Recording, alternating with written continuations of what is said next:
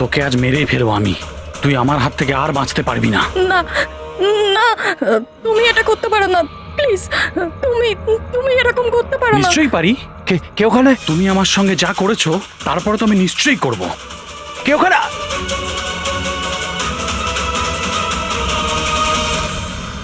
বাঁচাও, বাঁচাও, please please help, বাঁচাও। তুমি এটা করতে পারো না, প্লিজ। কেউ আছো?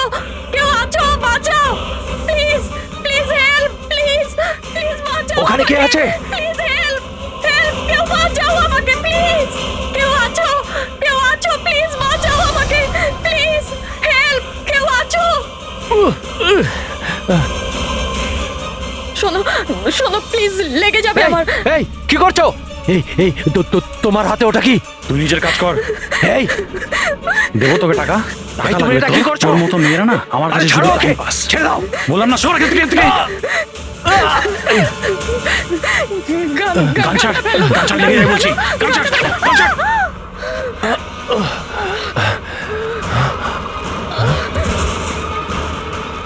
এই গুলি করে দিলে, গুলি করে দিল। হ্যাঁ, খুন খুন করেছে, খুন করে দিয়েছে পুলিশ, খুন করেছে পুলিশ। এই আরেকটা গুলি কে চালালো?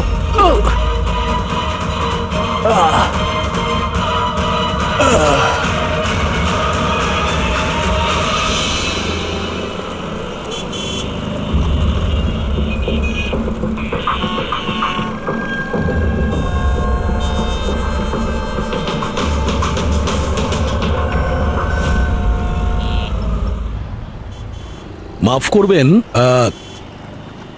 খুন আপনি দেখেছেন? কিন্তু আপনি দেখলেন কি করে? বলতে চাইছি যে আপনি তো দেখতে পাই না, তাই তো। হ্যাঁ, ওই আর কি, মানে বলতে চাইছি আপনি দেখলেন কি করে খুন হতে? এইটার সাহায্যে। এটার সাহায্যে? কি এটা? এটা সেন্সর গ্লাভস। এতে সেন্সর ফিট করা আছে, যার থেকে অদৃশ্য তরঙ্গ বেরিয়ে যায়। ওই তরঙ্গের সামনে যা কিছু থাকে ওতে ধাক্কা খেয়ে ওগুলো ফিরে আসে। তাতে আমি জানতে পারি যে আমার সামনে কি হচ্ছে। মানে এক প্রকার এটা আপনার চোখের কাজ করে? হ্যাঁ, আপনি সেটা বলতে পারেন। আরে কিন্তু এটা এটা কি করে হতে পারে? হতে পারে। এক মিনিট, আপনি আপনি একজন মহিলা, আপনি চুল বেঁধে রেখেছেন। স্যার এটা তো ইনি আন্দাজেই বলছেন। আর আপনি আপনি বেশ গোলগাল দেখতে, হেলদি ইয়াং বয়। এটা তো ভুল বলেননি, দিন দিন তো মোটা হচ্ছ। ওয়েট তো চেক করেছিলাম স্যার, একটু কমও দেখাচ্ছিল।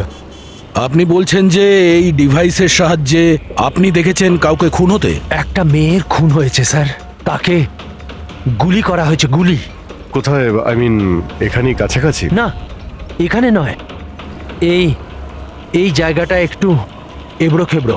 ওটা খুব স্মুথ ছিল, ওখানে সিঁড়িও ছিল না। আচ্ছা, আপনি ওই জায়গা থেকে এখানে কি করে এলেন? জানি না, ঘটনাস্থলে কেউ আমাকে এখানে পিছন থেকে মারলো, আর তারপর আর কিছু জানি না। চোখ খুলে দেখলাম আমি এখানে। সঞ্জীব বাবু, কাল রাতে কি হয়েছিল আপনি আপনি ডিটেলসে বলুন আমাদের। আসলে আমি কাজ থেকে ফিরছিলাম, আর তখন আমার অটোটা একটা সিগন্যালে দাঁড়ায়। হে হে, ওদিকে কি, ওদিকে কি? কি? আরে ভেতর থেকে তুমি একটা মেয়ের চিৎকার শুনতে পেলে না? মেয়ের চিৎকার? কি বলছেন কি আপনি? ও, বের বললো। কি বলছেনটা কি আরে আপনি? আচ্ছা নাও, এটা তুমি রাখো, রাখো। ঘটনাস্থলে আমি যখন পৌঁছলাম তখন দেখলাম যে একটা ছেলে আর একটা মেয়ে ছিল। ছেলেটার হাতে পিস্তল ছিল, গান। দুজনে ঝগড়া করছিল, ধস্তাধস্তি হচ্ছিল। খুন করেছে পুলিশ। এই আরেকটা গুলি। ব্যাস, যখন আমার চোখ খুললো তখন ওই ছেলেগুলো আমার গ্লাভস চুরি করবার চেষ্টা করেছিল আর আমি ওদের ধরে ফেলি।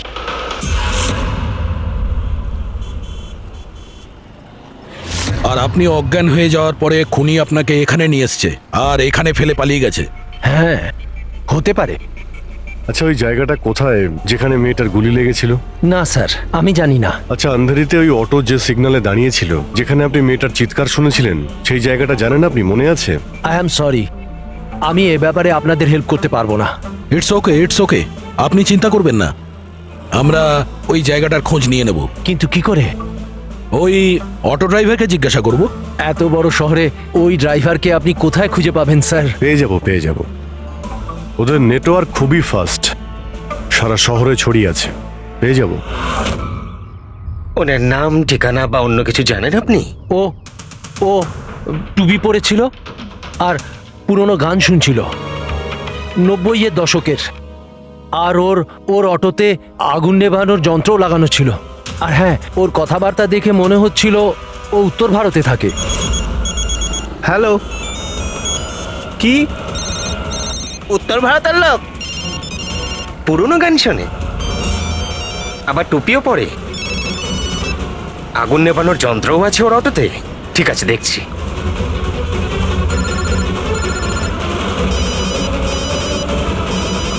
হ্যালো। হ্যালো রাজু, হ্যাঁ ভাই।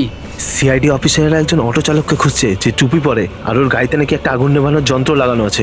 টুপি ঋষিদ হবে ভাই। হ্যাঁ রাজু, বল। ঋষিদ, কাল রাতে কি আন্ধেরির কোনো সিগন্যালে ছিলিস? হ্যাঁ ছিলাম তো, বল। ওখানে কোনো প্যাসেঞ্জার নেমেছিল নাকি? হ্যাঁ, কিন্তু ও তো অন্ধ ছিল। কি হয়েছেটা কি বল? আরে ওর সাথে একটা দুর্ঘটনা ঘটে গেছে। সিআইডির লোকেদেরকে নিয়ে এসেছে, তোর সাথে দেখা করতে চায়। সিআইডি? সঞ্জীব বাবু, দেখে বলুন তো যে এই অটোওয়ালা কিনা। মনে পড়ছে কিছু আপনার? হ্যাঁ স্যার, ইনিই তো ছিলেন। হ্যাঁ, এই ছেলেটা। স্যার, আমি কিছু করিনি স্যার, আমি কোনো চিৎকার শুনিনি স্যার। হ্যাঁ স্যার, ইনি চিৎকার শুনেছিলেন, কিন্তু আমার স্ত্রী অসুস্থ ছিল, আমার হসপিটাল যাওয়ার ছিল, তাই আমি ওনাকে ছেড়ে চলে গেছি। আরে ভয় পেও না, তোমায় কেউ কিচ্ছু বলবে না। তুমি বলো এই লোকটাকে তুমি কোথায় নামিয়েছিলে? এই তো এই সিগন্যালে ছেড়েছি স্যার। তারপর ওই সিগন্যাল থেকে কোন দিকে গিয়েছিলেন উনি? এই সামনের গলিটার মধ্যে স্যার। ঠিক আছে, তুমি যাও। Thank you very much, thank you. আসুন। আসুন সঞ্জীব বাবু। অটোওয়ালা আপনাকে এই গলির মধ্যে আসতে দেখেছিল। এখানে দুটো রাস্তা আছে, একটা এটা আর একটা ওটা।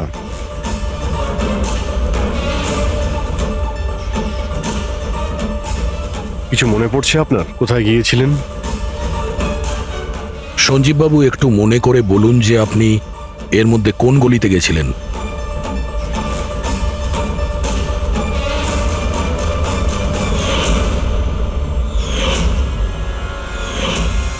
একটা পাখির মতো দেখতে মূর্তি ছিল। চলো আমরা এখান থেকে শুরু করি। সামনে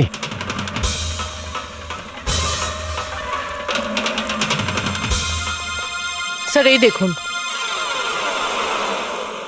সঞ্জীব বাবু, দেখুন তো এই মূর্তিটাই কিনা। হ্যাঁ হ্যাঁ, এটাই। অভিজিৎ স্যার, মূর্তি পেয়ে গেছি। এটা কি? আরে গুড। এই যে এইটাই। আচ্ছা, এর পরে সঞ্জীব বাবু, এরপর মনে আছে আপনি কোথায় গিয়েছিলেন? 3টে গোল দেখতে পেয়েছিলাম। তোমরা ওই দিকটা দেখো, আমরা এদিকে যাচ্ছি।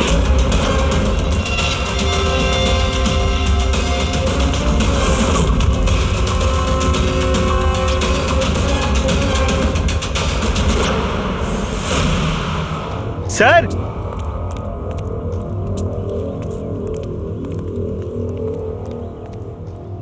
হ্যাঁ, এটা রাউন্ড শেপ, একটা নিচে আর একটা। এরপর এরপর এরপর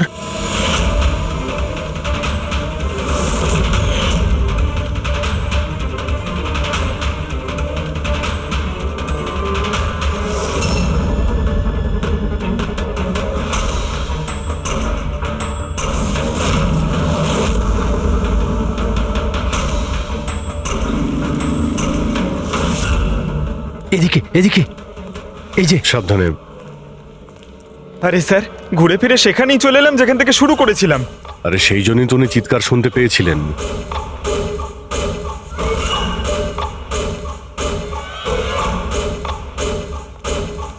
স্যার এই জায়গাটা একেবারে জনবসতির মাঝখানে, তাহলে গুলি চলার আওয়াজ কেউ শুনতে পাইনি কেন? কারণ গানে সাইলেন্সার লাগানো ছিল।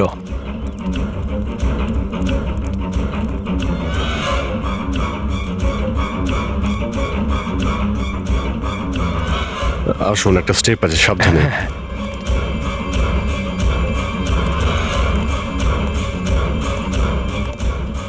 না না, ঠিক আছে।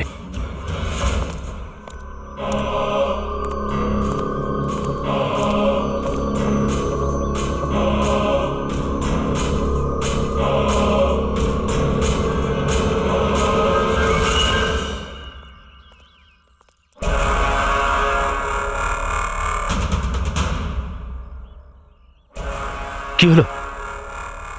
আপনারা দাঁড়িয়ে পড়লেন কেন? কি আছে? লাশ পেলেন?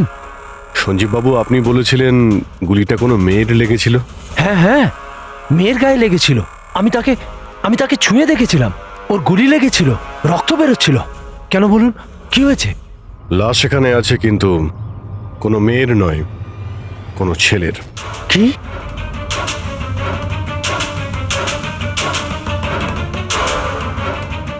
He is dead. মনে হচ্ছে সেই যে ওই মেয়েটাকে মারার চেষ্টা করেছিল। স্যার, ওনার কথা অনুযায়ী এখানে দুটো গুলি চলেছিল। হয়তো হয়তো এই দ্বিতীয় গুলিটায় মারা গেছে।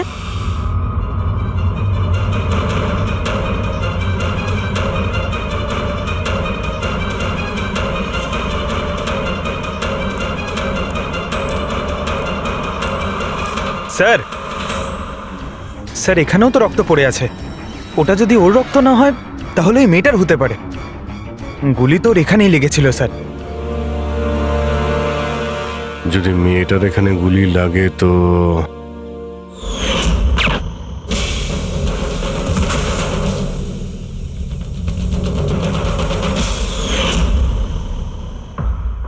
আপনি বললেন যে আপনার মাথায় পিছন থেকে কেউ মেরেছিল, তো সেটা দ্বিতীয় গুলি চলার পরে আপনার লেগেছিল নাকি সেটা চলার আগে? না না, দ্বিতীয় গুলিটার পর মেরেছে। স্যার কি হচ্ছে এসব? কিছু বুঝতেই পারছি না। স্যার, রক্ত তো অনেক বেরিয়েছে।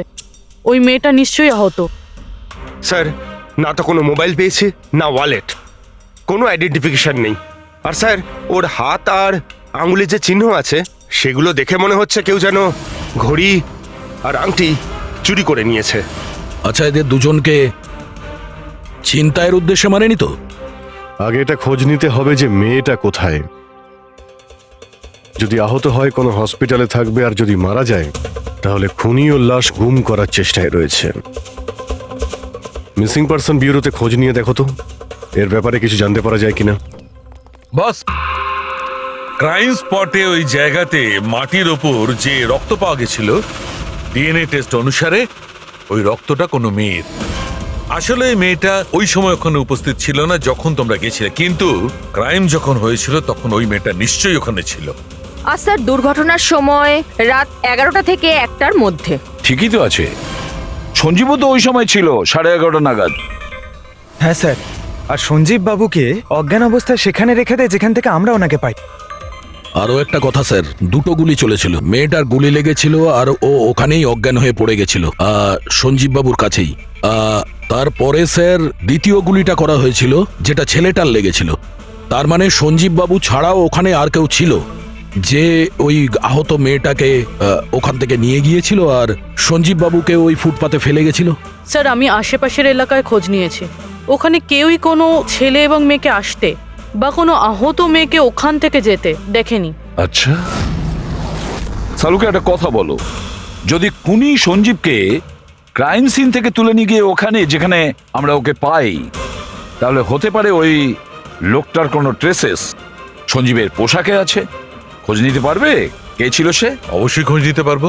তাহলে খোঁজ নাও।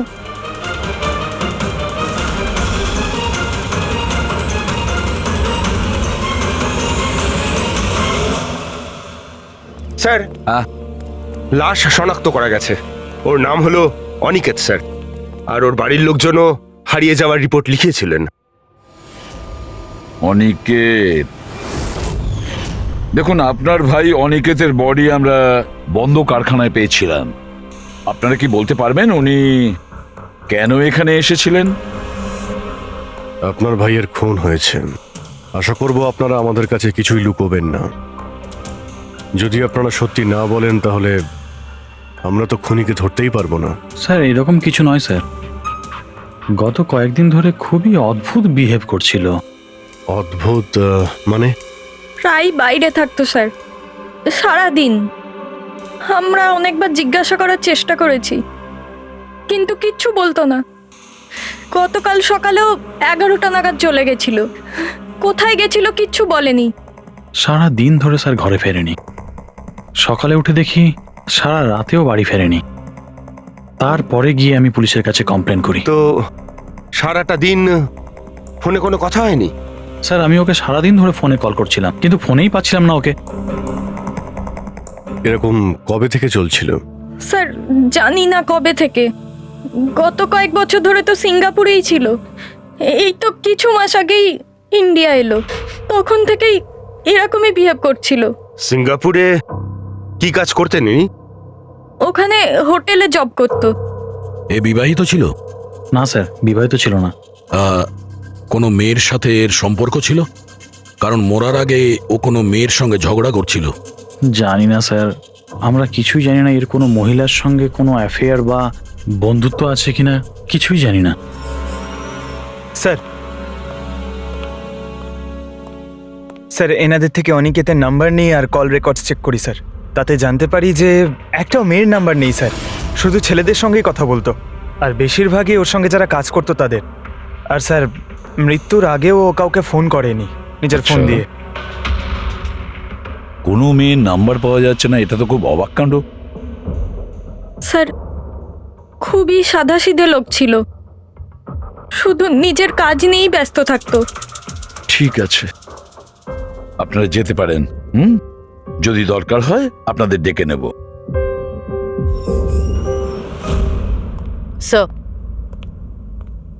স্যার কালকে কারখানায় যাওয়ার আগেই অনিকেত সারা দিন একই জায়গায় ছিল। কোন জায়গায়? Sir coffee shop. স্যার এর ক্রেডিট কার্ডের বিল থেকে এটা প্রমাণিত হয় যে এ সারাদিন ওই কফি শপে ওর ক্রেডিট কার্ড সোয়াইপ করেছিল। হ্যাঁ স্যার, ওর ফোনের লাস্ট লোকেশন ওই কফি শপই ছিল। কোন কফি শপ ছিল ওটা? Pillow coffee shop. যাও ওই পিলো কফি শপে আর খোঁজ নাও ও সারাদিন বসে কি করছিল। স্যার,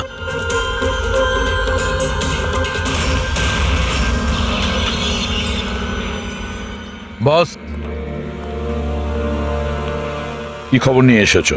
এমন খবর এনেছি যেটা আমাদের কাছে খুব জরুরি। কি? এর পোশাকের মধ্যে আমি কয়েকটা আলাদা আলাদা ডিএনএ স্যাম্পল পেয়েছি। কিছু মানে? কিছু মানে 5 জন লোকের ডিএনএ স্যাম্পল পেয়েছি। 5? হ্যাঁ 5, আর এই 5 জনই মেয়ে। আর সঞ্জীবের জামা কাপড় থেকে আমরা 2 ধরনের ডিএনএ পেয়েছি, আর এই দুটো স্যাম্পল অনিকেতের জামা কাপড় থেকে পাওয়া স্যাম্পলের সঙ্গে ম্যাচ করে গেছে। মানে 5 জনের মধ্যে 2 জন যারা অনিকেতকে ছুঁয়েছিল, ওরা আবার সঞ্জীব বাবুকেও ছুঁয়েছিল। তার মানে অভিজিৎ এই পুরো কাজটা দুটো মেয়েই করেছে।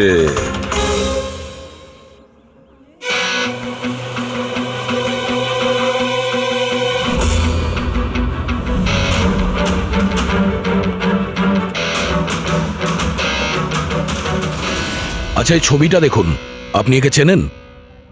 কালে সারাদিন এখানে আপনার ক্যাফেতেই ছিল। হ্যাঁ স্যার, এই কালকে সারাটা দিন এখানেই ছিল, আর রাতে এই ধরুন 10:30 আশেপাশে এখান থেকে বেরিয়েছিল। এ একা ছিল নাকি এর সাথে আরো কেউ ছিল? নিতু, এদিকে একটু এসো। এই ফটোটা একটু দেখো, এই কালকে এখানেই ছিল না? এনাদেরকে এটা বলো যে কালকে একা ছিল না কারোর সাথে ছিল। ইনি তো অনিকেত। ইনি কখনো একা আসতেন না, সবসময় ভিড় নিয়ে আসতেন। মহিলা আর মেয়েদের ভিড়। আর শুধু কালই নয়, ইনি আমাদের রেগুলার কাস্টমার, প্রায়ই এখানে আসেন। আচ্ছা ও রোজ একই মেয়ের সাথে আসতো না আলাদা আলাদা? আলাদা আলাদা আসতো স্যার, আর দিনে কম করে 3 থেকে 4 জন। খুবই পাকা খেলোয়াড় ছিলেন ইনি। একবার তো আমি ওনাকে জিজ্ঞাসাও করেছিলাম যে এতগুলো মেয়ের সাথে বন্ধুত্বটা হলো কি করে। তো উনি আমাকে বলেছিলেন যে ওনার মোবাইলে একটা অ্যাপ আছে, কোনো ডেটিং অ্যাপ। ওখানেই ওনার এই মেয়েগুলোর সাথে পরিচয়।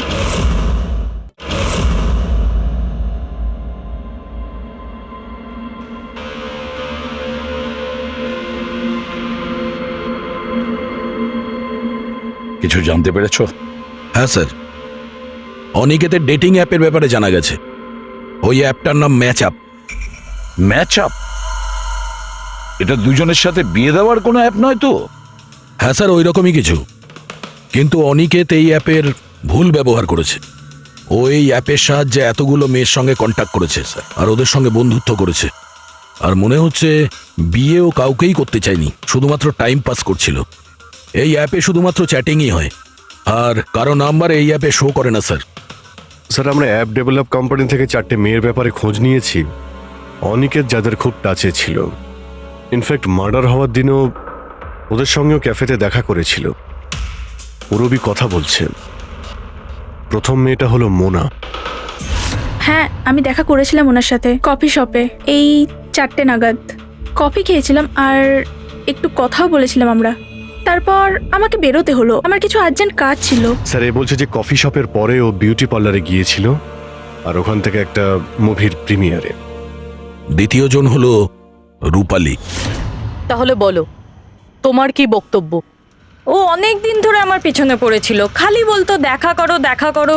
ভীষণই বোরিং ছিল, আই টেল ইউ। ওর সাথে 1 কাপ কফি যে আমি কিভাবে খেয়েছি, আর কফিটা শেষ হওয়ার সাথে সাথেই আমি ওখান থেকে বেরিয়ে গেছি। ও বলেছিল স্যার ও অনিকেতের সঙ্গে 6টার সময় দেখা করেছিল, আর তারপরও ফ্যামিলি ফাংশন অ্যাটেন্ড করতে আন্ধেরি গিয়েছিল। আর তৃতীয় অঞ্জু স্যার। ওর সাথে তো সময়টা বুঝতেই পারিনি।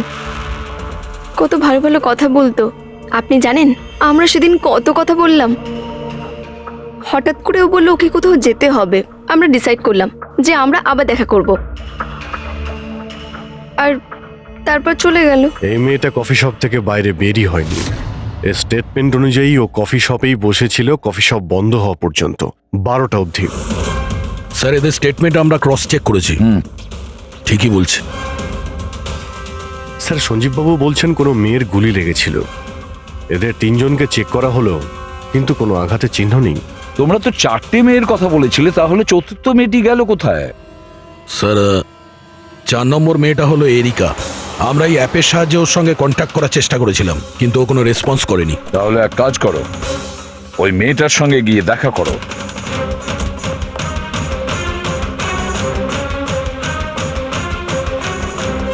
রজত, তাড়াতাড়ি রেডি হও। আর কত সময় নেবে? এতটা সময় তো মেয়েরাও নেয় না। আসছি বাবা, জাস্ট 2 মিনিট। Excuse me.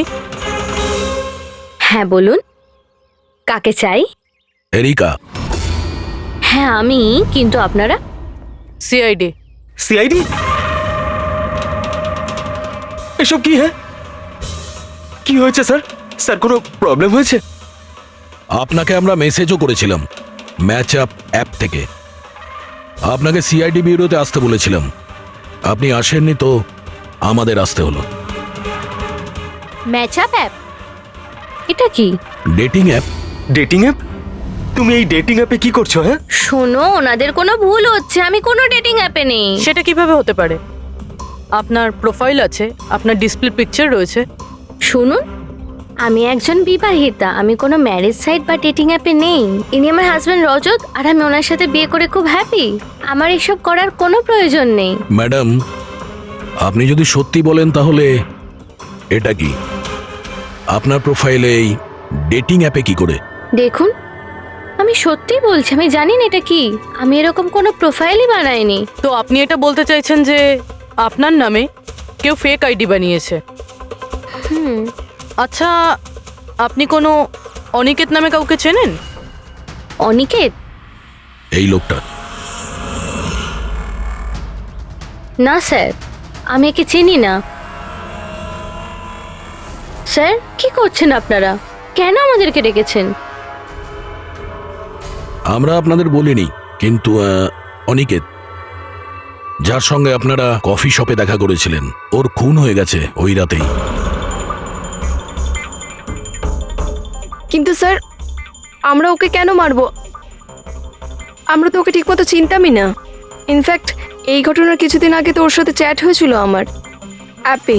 হ্যাঁ, আর ওই দিনই তো আমি প্রথমবার দেখা করেছিলাম ওর সাথে। আর আমার সাথে তো ওর সেরকম কোনো শত্রুতাও ছিল না।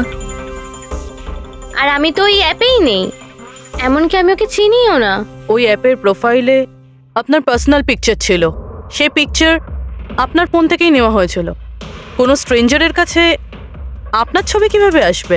ম্যাম, আমি জানি না আমার ছবি কিভাবে ওর কাছে গেল। আমার ফোন কিছুদিন আগে হারিয়ে গিয়েছিল। ফোন চুরি হয়ে গেছে? কোথায়? স্যার ঠিক জানি না, মনে পড়ছে না। কোনো ব্যাপার না, আপনারা কিছুক্ষণের জন্য আমাদের সাথে কোঅপারেট করুন, আমরা জেনে যাব খুনিকে। ফ্রেডি,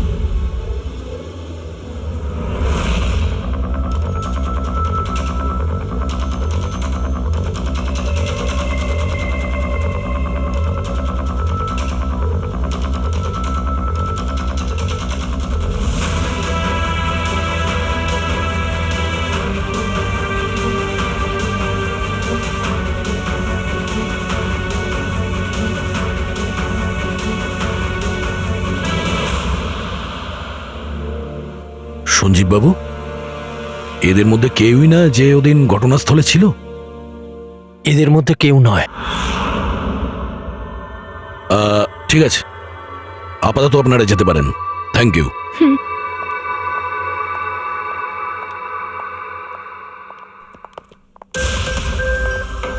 না স্যার, এদের মধ্যে তো কেউ না। স্যার বাকি তিনজনের মতন ওরও কোনো চোট নেই, কিন্তু কিন্তু ওই মেয়েটার আঘাত ছিল, চলার অবস্থাই ছিল না। কিন্তু সালুকে যে আমাকে বলল ও সঞ্জীবের পোশাকে যে ডিএনএ টেস্ট করেছিল তাতে তো দুটো মহিলার ট্রেসেস পাওয়া গেছে। ঠিক আছে, কিন্তু একজন আহত হতে পারে, আরেকজন সেও তো ওই চারজনের মধ্যে একজন হতে পারে। স্যার এই চারজনের জল খাওয়ার গ্লাসগুলো ফরেন্সিকে পাঠিয়ে দিয়েছি, রিপোর্ট আসবে। স্যার, হ্যাঁ স্যার ওই দুটো মেয়ের ডিএনএ এই চারজনের সঙ্গে ম্যাচ করেনি। কি ম্যাচ হচ্ছে না? তাহলে মেয়ে দুটোকে পাবো কি করে? এক মিনিট। কি হলো সঞ্জীব?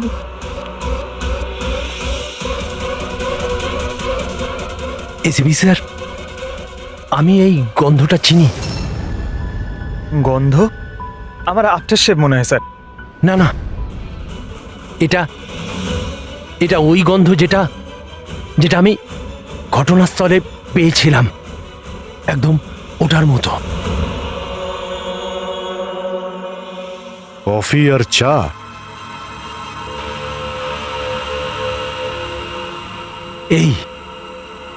এই গন্ধটা ঘটনাস্থলে, এই গন্ধটাই ছিল।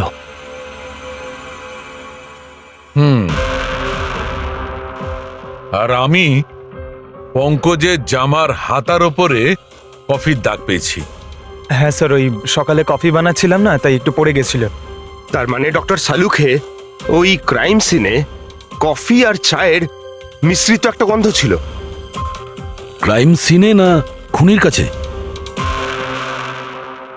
চা আর কফির মিশ্রিত কোনো স্মেল তখনই আসে যখন সে বারবার চা আর কফি বানায়, যেমন কোনো কুক বা কেউ কফি শপে কাজ করলে, যেমন পিলো কফিতে। পুরো একটা কাজ করো, এরিকাকে জিজ্ঞেস করো যে ওর ফোন পিলো কফি শপের আশেপাশে হারিয়েছিল কিনা।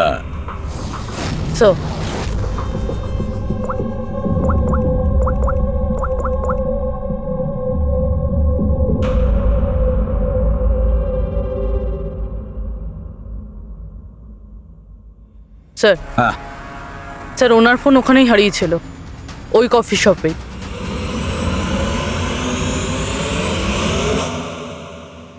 এই মেয়েটা এখানে প্রায়ই আসে না?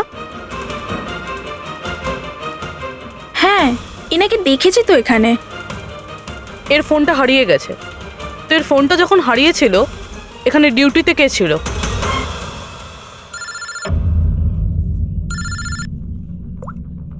হ্যালো, হ্যাঁ ফ্রেডি। ও গুড, ঠিক আছে, আমরা এক্ষুনি ওখানে পৌঁছচ্ছি। পুরবি, স্যার ফ্রেডির ফোন ছিল। ওই হসপিটালটার খোঁজ পাওয়া গেছে যেখানে ওই আহত মেয়েটা ভর্তি আছে। স্যার ওই মহিলাই যে অনিকেতের খুন করেছিল? হ্যাঁ, ওই মেয়েটা। আমাদের এক্ষুনি ওখানে যেতে হবে। স্যার আমাদের এখন বেরোতে হবে, কিন্তু যতক্ষণ অবধি জিজ্ঞাসাবাদ কমপ্লিট না হচ্ছে কেউ কফি শপ থেকে বেরোবে না।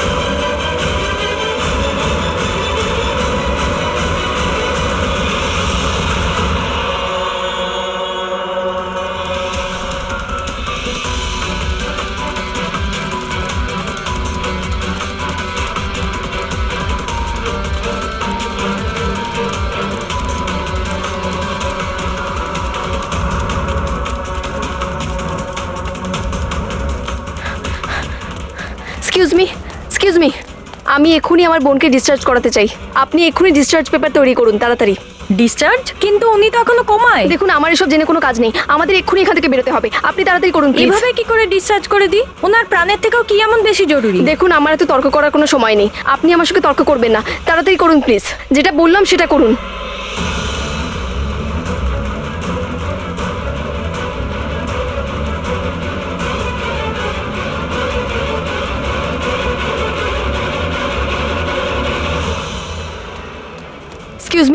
এক্সকিউজ মি, আমার দিদি স্বপ্নাকে এক্ষুনি ডিসচার্জ করাতে হবে, এক্ষুনি। ওর বিলের টোটাল অ্যামাউন্টটা বলবেন প্লিজ। Excuse me. মনে হয় খুব তাড়া আছে তোমার।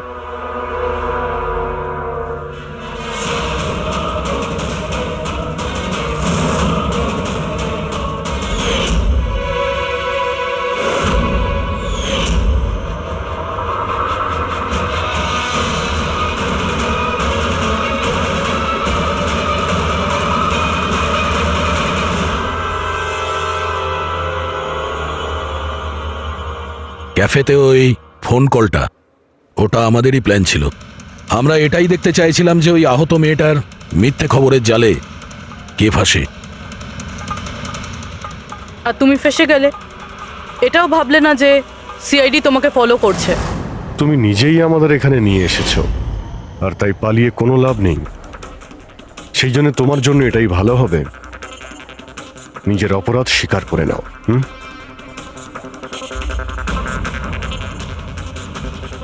অনিকেত আমার দিদিকে জীবন্ত অবস্থাতে মেরে ফেলেছিল। ওদের সিঙ্গাপুরে দেখা হয়েছিল, আর ওখানেই আমার দিদিকে বিয়ের মিথ্যে প্রতিশ্রুতি দিয়েছিল।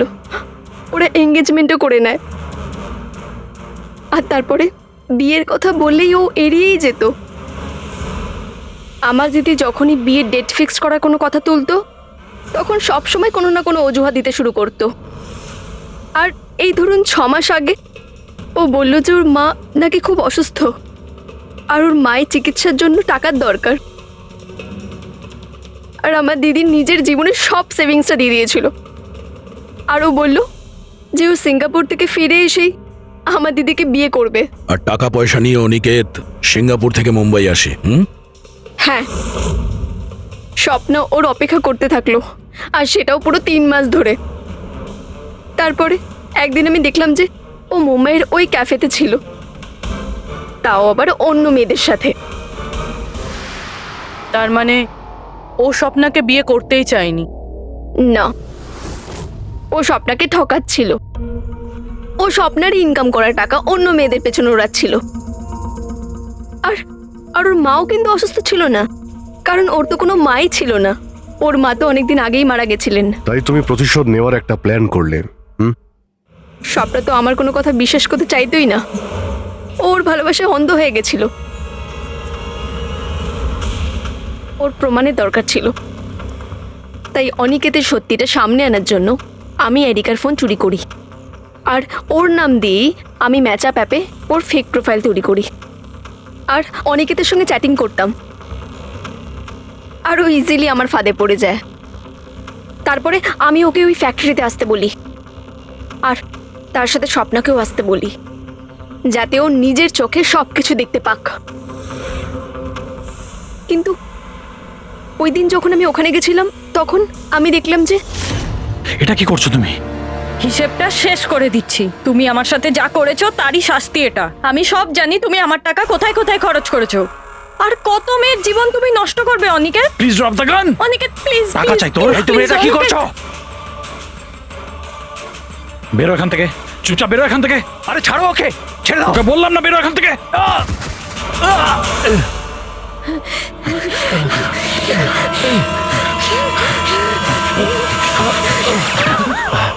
এই, গুলি করে দিলে, গুলি করে দিল। হ্যাঁ, খুন খুন করে দিয়েছে পুলিশ। এই, আরেকটা গুলি কে চালালো? আরেকটা গুলি চালিয়েছে পুলিশ।